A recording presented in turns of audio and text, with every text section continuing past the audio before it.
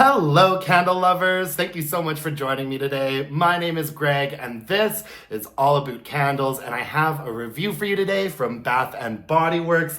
This is Rosewater and Ivy, folks.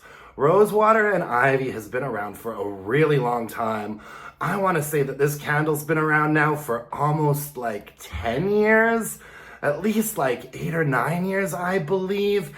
And this candle is available like all the time in the White Barn core line, but it came out in this new cute spring packaging, and I hadn't burned this candle for a while, so I wanted to check in and give it a try. You know, I do sometimes wonder if I should bother doing like full-length reviews for candles that have been out for so long that so many people have tried.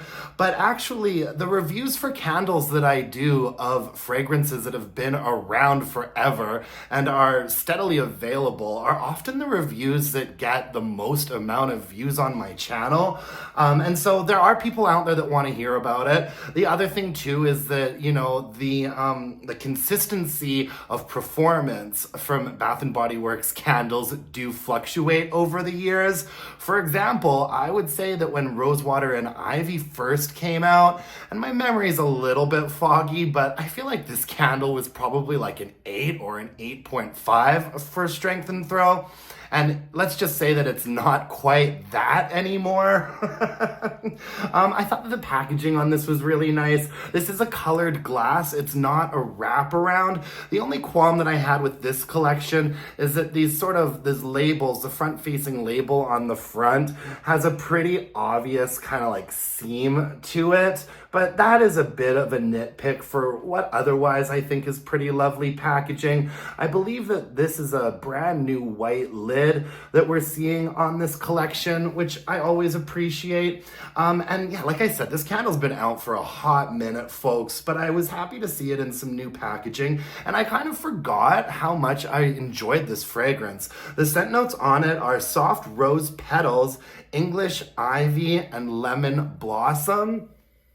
And I think that this candle does a really good job of giving you a pretty classic, slightly perfumey rose note, but also with kind of a nice, moist, lush freshness to it. This candle reminds me a little bit, I just started burning a Fresh Cut Roses from Yankee Candle. This candle reminds me a little bit of that. There's a really nice, lush, dewy greenness to this rose note. It's not like a dried out, musky, like old lady perfumey type rose. It does definitely have a bit of a perfumey scent. I believe that this fragrance has come out in body care before. And I like this one a lot. I think it's really nicely balanced for a rose fragrance. I haven't tried this candle for a long time. I'm guessing it maybe first came out somewhere around like 2016, and I bought a couple like back then and I enjoyed it. But then, you know, when a candle becomes part of the White Barn core line and you're seeing it all the time, you tend to kind of get bored about it and forget about it and stop purchasing it, at least if you're a hardcore candle lover. And you know, when I saw it out with the new spring collection and this nice packaging, I wanted to give it a go, and I'm really glad I did. I enjoyed it quite a bit, actually. Just a really nice, bright, fresh bouquet of roses in a vase full of water sort of fragrance. It comes across as quite authentic. There's not like an artificial note in this candle to my nose, which I always really appreciate, obviously. It's just a gorgeous, fresh, rose note. You know, there is a reason why Bath and Body Works keeps candles like this around all year long, you know, constantly, because they must be really popular. Now, moving on to performance, I thought that this candle burned extremely cleanly. I mean, look at how white that wax still is. It had the thin core wicks on it. I never caught this candle really sooting or giving me any problems.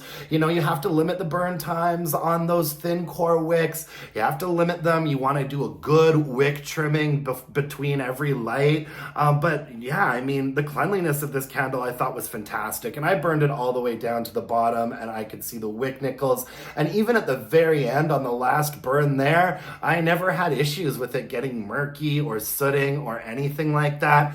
Now the strength and throw on this, I would say in my more open space, was a pretty solid 6.5.